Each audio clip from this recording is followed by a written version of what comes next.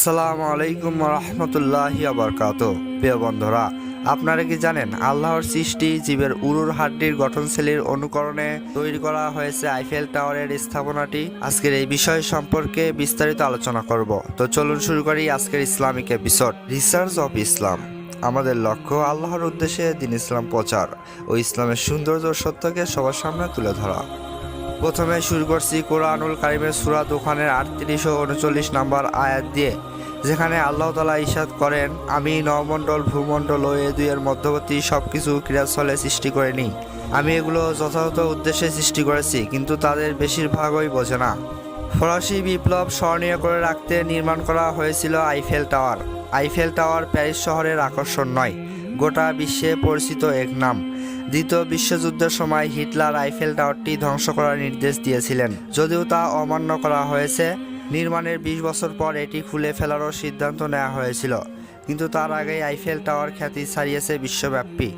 131 বছর বয়সী এ টাওয়ারের কাছে টানছে দেশি বিদেশি পর্যটকদের আর সমৃদ্ধ রাখছে দেশের অর্থনীতিতে। আইফেল টাওয়ার প্যারিসের সেইন নদীর তীরবর্তী এলাকায় অবস্থিত পৃথিবীর অন্যতম নিদর্শন। গোস্তাভ আইফেল 1889 সালে এটি নির্মাণ করেন। 1050 ফুট উচ্চতায় এই বিশাল টাওয়ারটি মাত্র 300 জন শ্রমিক 2 বছর 2 মাস 2 দিনে নির্মাণ কাজ সম্পন্ন করেন।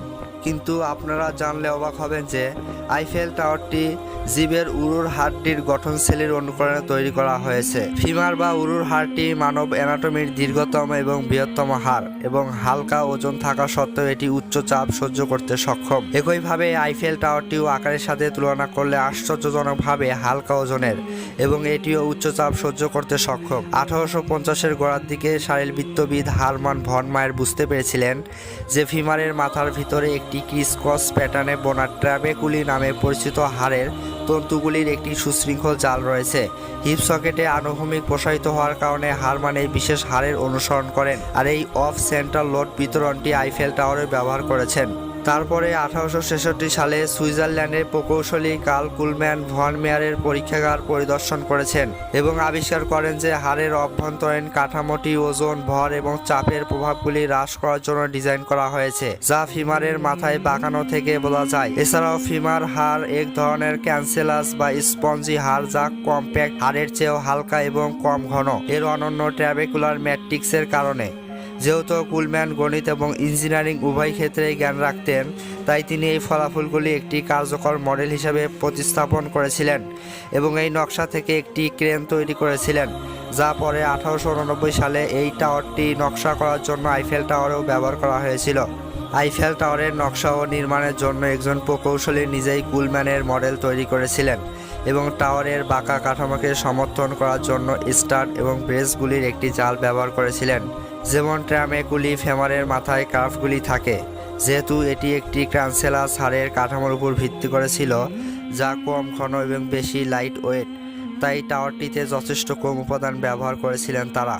324 মিটার লম্বা টাওয়ারে ব্যবহৃত সমস্ত লোহা একটি বলের মধ্যে গলিয়ে ফেলা হলে এটি কেবল 12 মিটার ব্যাস হবে। আর এইভাবে এই পৃথিবীর যত মানবকথিত আবিষ্কার সবাই আল্লাহর সৃষ্টি প্রকৃতির অনুকরণ ও অনুসরণ, যা প্রমাণিত।